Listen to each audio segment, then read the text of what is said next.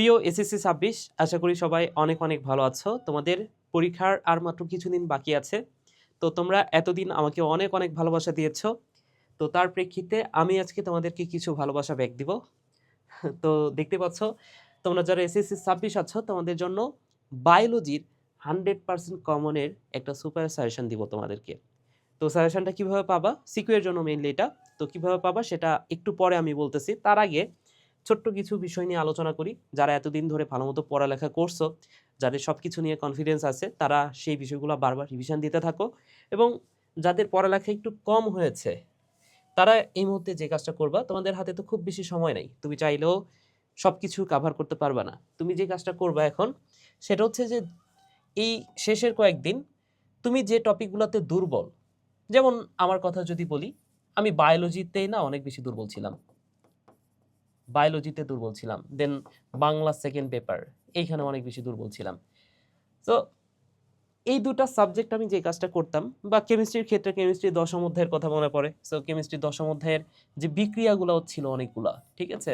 তো আমি এই শেষ সময়ে না যেই টপিকগুলা আমার কাছে দুর্বল মনে হইতো যে হয়তোবা এগুলাতে আমার এ প্লাস মিস যাবে, আমি এগুলাই না বেশি বেশি পড়তাম। তো তোমার যে কাজটা করণীয় সেটা হচ্ছে তুমি যে টপিকগুলোতে দুর্বল আছো সেই টপিকগুলো স্ট্রং করার জন্য এখনো কিছুদিন সময় আছে। কয়েকদিন সময় নাও, ২-৩ দিন সময় নাও এবং খুব ভালো মতো পড়ো, বেশ কয়েকবার পড়ো এবং জীবন দিয়ে পড়ো। ঠিক আছে? এই কয়েকদিন পড়ো, ইনশাআল্লাহ এই কয়েকটা মানে যে কয়েকটা টপিকে তুমি দুর্বল আছো সেগুলো স্ট্রং জোন বানায় ফেলো। ঠিক আছে? এবং আমার মনে আছে যে বাংলা সেকেন্ড পেপার আমি যে এত ভয় পাইতাম এবং আমার কাছে মনে হতো যে এই সাবজেক্টটাতে আমার এ প্লাস আসবে না। তো আমি শেষ মুহূর্তে যে কাজটা করছিলাম, কনফিডেন্স না হারায়ে আমি টেস্ট পেপারের যে এমসিকিউ গুলা ছিল এগুলা বারবার পড়ছি। বেশ কয়েকবার রিভিশন দিছি। এবং এতে করে যেটা হইছে, পরীক্ষার হলে যাওয়ার পরে দেখি আমি যা, যা পড়ছি সেটা তো আমার মাথায় সেট হয়ে গেছে। কারণ আমি অনেকবার করে একই টপিক পড়ছি। তো ওই টপিকগুলা থেকেই বা সেম টাইপের এমসিকিউ আমি পরীক্ষার হলে ২৭ টা কমন পাইছিলাম। মেবি কয়টা আমাদের সময় ছিল? মেবি ৩০ টার মতো ছিল এমসিকিউ। তো ৩ টা বাদ দিয়ে সবকিছুই কমন পাইছি।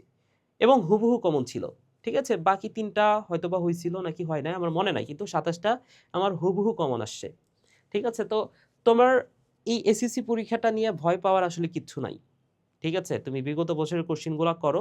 এই যে ২য় টপিকটা আমি সেটাই লিখে রাখছি যে বিগত বছরে বারবার আসছে এমন টপিকে গুরুত্ব দাও। অনেকে যে কাজটা করো যে বিগত বছরের কোয়েশ্চেন বারবার যেটা আসছে মনে করো যে এটা আর আবার আসবে, হয়তোবা আসবে না। তো এটা মনে করে হয়তোবা বিগত বছরের যে গুরুত্বপূর্ণ টপিক এটা হয়তোবা অনেকে বাদ দিয়ে ফেলতে পারো। ঠিক আছে? এটা না করে বিগত বছরের যে টপিকটা বারবার আসে ওইটাই আবার পড়ো ভাইয়া। ঠিক আছে?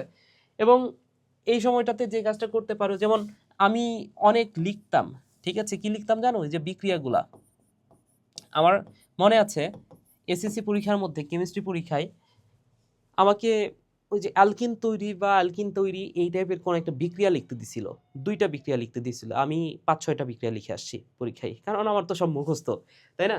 তো আমি যেটা করতাম যে আমি বুঝবো, কোন একটা বিষয় বুঝবো, ঠিক আছে। এখন বিক্রিয়াটা আমি বুঝলাম। কিন্তু পরীক্ষার হলে তো আমার মনে করে লিখতে হবে, তাই না? তো আমি যে কাজটা করতাম, যেহেতু খুব বেশি বিক্রিয়া ছিল না, আমি বারবার লিখতাম। এই লিখতে, লিখতে না আমার মাথায় সেট হয়ে গেছে, মুখস্থ হয়ে গেছিল প্রায়। তো আমি একটা বিষয় বিশ্বাস করি যে বারবার করার মাধ্যমে সেটা মাথায় সেট করে ফেলা। তো এই শেষ সময়ে তুমি যেই টপিকটাতে দুর্বল আছো, সে টপিকটা বারবার প্র্যাকটিসের মাধ্যমে মাথায় সেট করে ফেলো। সিম্পল। আচ্ছা, আর এই শেষ সময়ে আসলে কনফিডেন্স হারাইও না। কারণ তোমার পরীক্ষা ২-১ টা খারাপ হয়েও যাইতে পারে। তোমার কাছে মনে হতে পারে যে হয়তোবা এ প্লাস আসবে না ওই সাবজেক্টটাতে। কিন্তু এ প্লাস চলে আসে কিন্তু শেষ পর্যন্ত। ঠিক আছে? তুমি হয়তোবা তোমার কাছে মনে হচ্ছে যে এ প্লাস নাও আসতে পারে কোনো একটা পরীক্ষা দেওয়ার পরে। এ কারণে তুমি কনফিডেন্স হারাই ফেললা। তো দেখবা যে পরের পরীক্ষাগুলো খারাপ হয়ে যাচ্ছে। এই ঘটনাটা যাতে না ঘটে এবং পরীক্ষার হলে যে প্রশ্নটাই করুক, না লিখে আসবা না। সিম্পল কথা। কোনো কিছু না লিখে তুমি আসবা না। তুমি যদি সবকিছু লিখে আসো, যদি ২-১ টা বিষয় ভুলও থাকে, সেটাতে তো একটু নাম্বার কম পাইলা। কিন্তু তারপরে পার্সিয়াল মার্ক দিয়ে কিন্তু তোমার এ প্লাস চলে আসবে ইনশাআল্লাহ। ঠিক আছে? তো কোনো কিছু না লিখে আসবা না। আর এমসিকিউটাতে একটু গুরুত্ব দেওয়ার চেষ্টা করবা। কারণ আমাদের সময় একটা ঘটনা ঘটছিল। সেটা হচ্ছে আমার বেশ কিছু ফ্রেন্ড লিখিততে ভালোই করছে। এমসিকিউতে গিয়ে খারাপ করার কারণে তাদের এ প্লাসটা আসছে কিন্তু গোল্ডেনটা আসে নাই। আবার কিছু ফ্রেন্ড আছে যারা এমসিকিউতে ভালো করছে কিন্তু লিখিত অংশটাও অনেক হয়তোবা গুরুত্ব দিয়ে লেখে নাই, সেটার কারণে এ প্লাসটা অনেকের আসে নাই। ঠিক আছে, তো এই বিষয়গুলোতে লেখার দিকে একটু গুরুত্ব দিও। এবং এবার আসো মেন বিষয়টাতে যে সাজেশনটা আসলে কোথায় পাবা। এটা পাবা তুমি সিম্পলি ইউটিউবে আসবা এবং আসার পরে যে বায়োলজি এইড স্কুল এই চ্যানেলটাতে যাবা। যাওয়ার পরে এখানে সাদা কালারের একটা বাটন দেখতে পাচ্ছ, এখানে তো অবশ্যই ক্লিক করতে হবে ফার্স্টে। দেন এই যে পোস্ট নামে যে অপশনটা আছে, এই পোস্ট নামে অপশানে একদম শুরুর যে পোস্টটা সেইখানে কমেন্টে যাবা, কমেন্টে গেলে এটা পেয়ে যাবা। এবং আরও সহজ উপায় বলে দিই, এই যে তুমি যে ভিডিওটা দেখতেছো, এই যে ভিডিওটা দেখতেছো, এই ভিডিওর ডেসক্রিপশন বক্সে গেলে তুমি সেইখানে সরাসরি এই পিডিএফ এর লিঙ্কটা পেয়ে যাবে। ঠিক আছে, তো সেখান থেকে সরাসরি হয় ডাউনলোড করে নিবা, অথবা আমি যে প্রসেসটা দেখালাম সেই প্রসেসে যাবা এবং অবশ্যই আমার চ্যানেলটা একটু সাবস্ক্রাইব করে দিও। ঠিক আছে, তো তোমাদের জন্য আরও কিছু করার ইচ্ছা আছে, যেমন পিডিএফটা তোমাদেরকে একটু দেখাই দিই। হ্যাঁ, তাইলে তোমরা ভালো মতো বুঝতে পারবা পিডিএফে আসলে আছেটা কি। দেখো, তোমাদের জন্য অনেক কষ্ট করে 2 দিন ধরে বানাইছি এটা।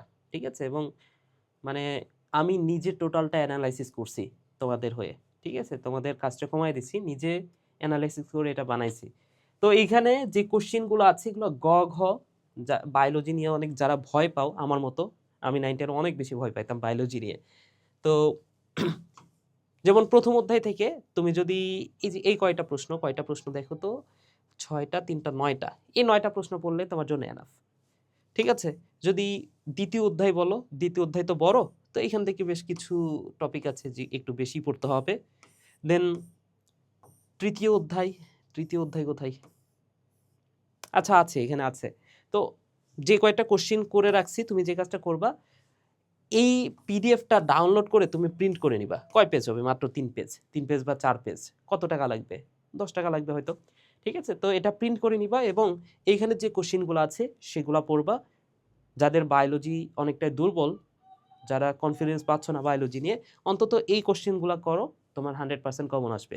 এবং তুমি যদি চাও যে এটার উপর একটা ভিডিও আমি বানাই, মানে ক্লাস নিই, যে এই যে এগুলোর উপর তোমার যে কাজটা করতে হবে, এই ভিডিওটা একটু শেয়ার করে দিও এবং লাইক দিও। ঠিক আছে, তোমাদের আগ্রহটা তাহলে আমি বুঝতে পারবো। অবশ্যই এই ভিডিওটাতে লাইক দিও এবং কমেন্ট কইরো, কারণ তোমাদের যদি আগ্রহ না থাকে সেক্ষেত্রে আমি ভিডিও বানাবো না, সিম্পল।